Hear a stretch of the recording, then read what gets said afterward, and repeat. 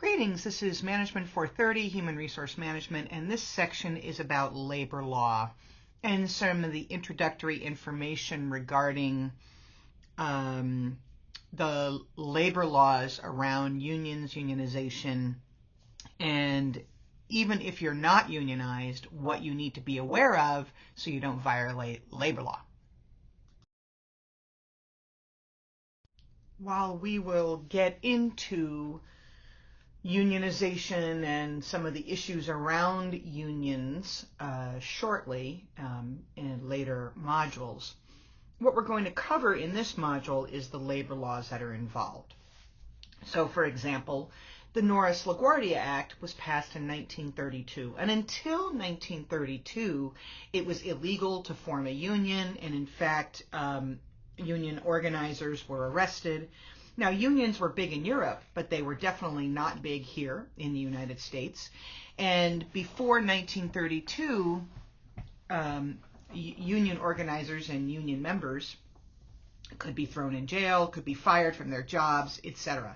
So the Norris-LaGuardia Act basically outlawed the rights of federal courts to stop union activities such as pickets or strikes. So it started to disentangle the anti-union sentiment that was out there.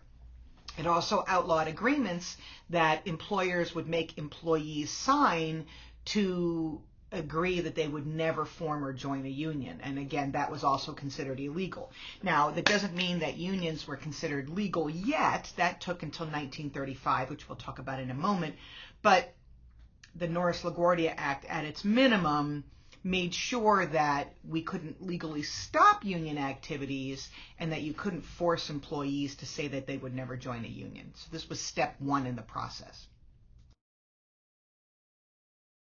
Shortly thereafter, the 1935 National Labor Relations Act, also known as the Wagner Act for the senator who sponsored the act, he established this legislation to give employees the right to form and join unions and to engage in activities, collective activities such as strikes or picketing and collective bargaining.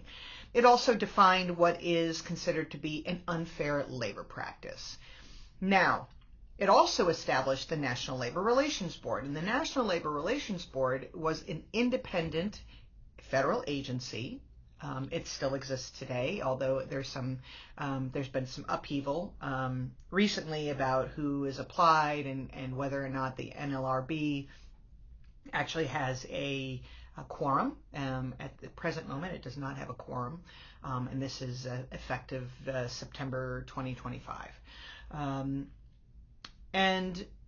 But it is an independent federal agency. It is loosely under the president and executive powers. The executive, the chief executive, the president can appoint people to the NLRB and can only fire them for cause. And currently that is up for debate. The NLRB will certify elections that are conducted at workplaces, so it certifies whether or not the election was valid and who won, and certifies that the union has the right to represent the workers for negotiations.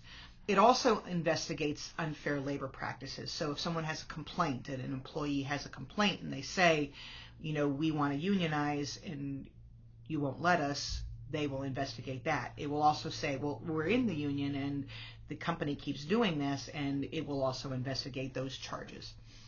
It has the power to sue and all those sorts of things. So the NLRB is a powerful organization, and it is supposed to be split politically with a balance between, both parties. It doesn't always happen, but at least we know in theory that's what is supposed to happen. So the NLRB then can issue what we call a cease and desist order if they are investigating things. If they see that management is, number one, interfering with or coercing employees to keep them from joining unions. And so they can say, if you do this, if you try to form a union, I'm going to fire you. And they're not allowed to do that. They have to bargain in good faith. They have to be willing to come to the table and to come to agreements with the employees about wages and working conditions. They also can issue cease and desist if management is dominating or interfering with the formation or administration of a union. What this basically means is you can't have a company union where the company decides who is in charge of the union, who represents the union, and appoints people to that position. Then that means that the company has control over that, and that's not the situation that we want to see. We want to see the employees choose the union of their own choice, and to be able to decide who is or is not members, and not have the organization dictate that.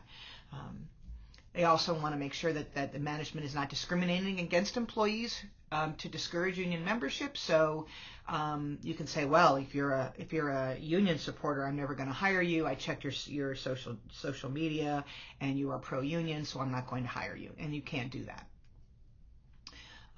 You cannot deny a promotion to, fire, or deny a pay raise to somebody because they are a union member or want to have union representation. Management will also be sanctioned if they are discharging or otherwise discriminating against an employee who has filed charges under the NLRB. So you can't say, well, you filed charges, so now I'm going to fire you or punish you or discipline you in some way. And you can't refuse to collectively bargain. This is called, you have to good faith bargaining, which means you need to come to the table with the absolute intention that you want to come to a good agreement. And if you don't come to the table with the intention of having a good agreement, that would be a violation of the National Labor Relations Act, and the NLRB can sanction you for that. There are a few other relevant laws. Number one is the Labor Management Relations Act, which amended the National Labor Relations Act. It added additional unfair labor practices and prohibited jurisdictional strikes. And what that means is jurisdictional strikes basically argued that only unions directly related could participate in a strike, and the argument behind that was other unions can also support this. And so you'll hear unions say, I won't cross a picket line. And that's because they are willing to stand in solidarity with other unions and support other unions. And so the Labor Management Relations Act, I believe it was also known as the Taft-Hartley Act, basically said you can't control the interaction and collaboration of unions to work together. And this becomes particularly an issue when, for example, you've got multiple unions in a company. Like you might have a carpenters union, an electricians union, and things like that working for a particular company, and one goes on strike, then it allows the others to also go on strike to support that. We also have the Labor Management Reporting and Disclosure Act, the LMRDA from 1959, which focused much more narrowly than on unions and union behaviors, and making sure that unions did not violate their fiduciary responsibilities to their union members, to spend money inappropriately, or to disappear with dues funds that were paid by the union members. And it really tried to focus on, within the union, any kind of corruption that may occur.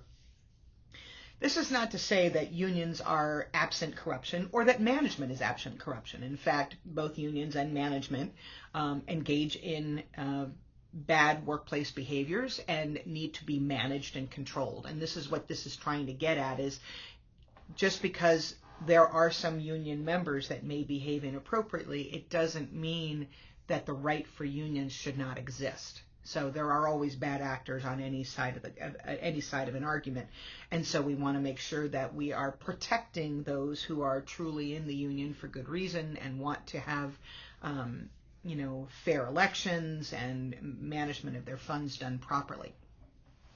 Lastly is this notion of right to work laws.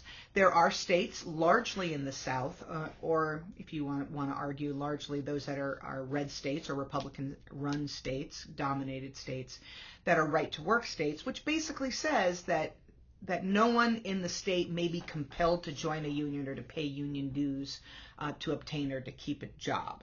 And so in those states, people can join unions, but a lot of people get the benefits of the unions without joining the union. In states that are not right to work, there are still some reasons why someone might choose not to join a union, but still be protected by that.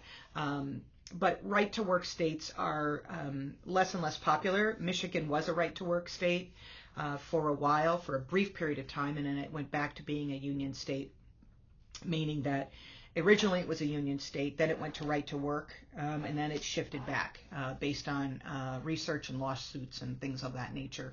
So it is now back to its normal status of being a unionized state. Illinois is a union state. Missouri, I believe, is right-to-work. I don't recall that intentionally. But what that means is, again, you can't, unions cannot be compelled